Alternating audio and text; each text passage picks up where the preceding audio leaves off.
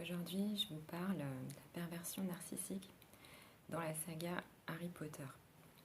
Donc, en fait, c'est vrai que comme ça, on a l'impression que c'est un univers très fantaisiste, très fantastique, enfin, voilà, avec beaucoup de choses qui paraissent irréelles.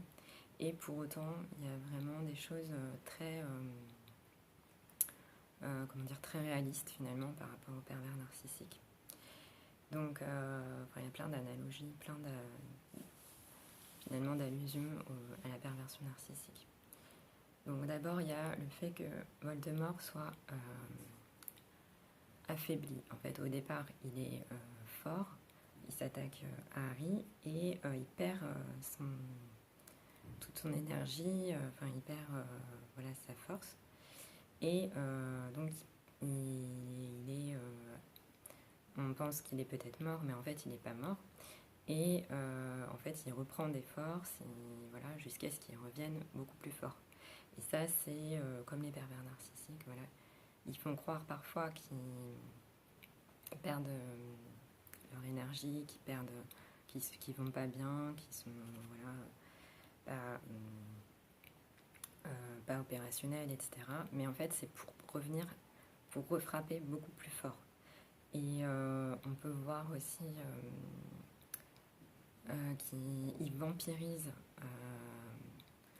le professeur Quirrell. En fait, il se met dans son turban, dans sa tête, et il prend son énergie du professeur Quirrell. Donc ça, c'est comme les pervers narcissiques aussi, qui nous prennent notre énergie, parce qu'en fait, comme ils sont vides, ils pompent toute leur énergie chez nous, et ils prennent leur force de notre affaiblissement, qui tire de nous. Donc ça, c'est ça fait penser au pervers narcissique. Ensuite, il y a aussi le fait qu'on ne prononce pas le nom de Voldemort.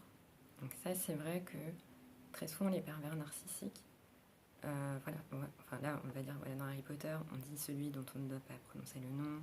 Voilà, on évite, les sorciers évitent vraiment de dire son nom parce qu'ils ont peur qu'il se passe quelque chose. Et en fait, dans la vie, ça va être pareil avec les pervers narcissiques, parce qu'ils vont souvent...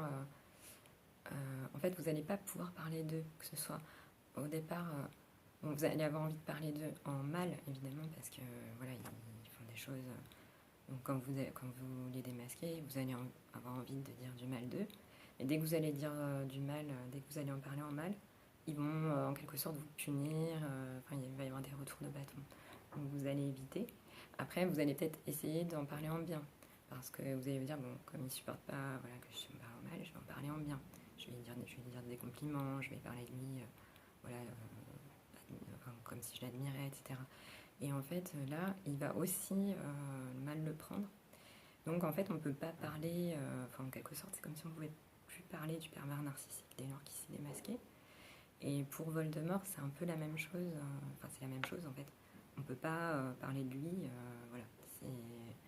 tout de suite, il y a une épée de Damoclès dès qu'on prononce son nom. Donc ça fait vraiment penser au pervers narcissique. Et ensuite, moi, ce qui m'a frappé, c'est ça le premier truc qui m'a fait penser au pervers narcissique dans Harry Potter, c'est les détraqueurs. Parce que les détraqueurs, je trouve que c'est vraiment la personnification un peu des pervers narcissiques, parce qu'ils enlèvent toute joie de vivre, ils annihilent tout ce qu'on peut avoir comme bonne pensée, pensée de beauté, etc. Et ils enlèvent ça aux sorciers. Et comme les pervers narcissiques, qui enlèvent, ils essaient vraiment d'enlever le sourire aux gens, de vraiment leur gâcher la vie, les rendre tristes, les rendre comme ça vides. Ils les vident en fait. Au lieu de eux assumer leur vide, ils se nourrissent des autres et ils les laissent exsangues. Et comme les détraqueurs. Les détraqueurs, ça fait vraiment penser à des pervers narcissiques, je trouve. Donc il y a toutes ces analogies. Et je pense que c'est pas un hasard si cette saga a eu beaucoup de succès. parce que ça résonne en fait avec des choses réelles, des vraies situations. Et malgré voilà l'univers très onirique, très fantastique, qui paraît irréel, finalement il y a beaucoup de réalité dans ce récit, beaucoup de choses authentiques et qui parlent sans doute à beaucoup de monde, effectivement.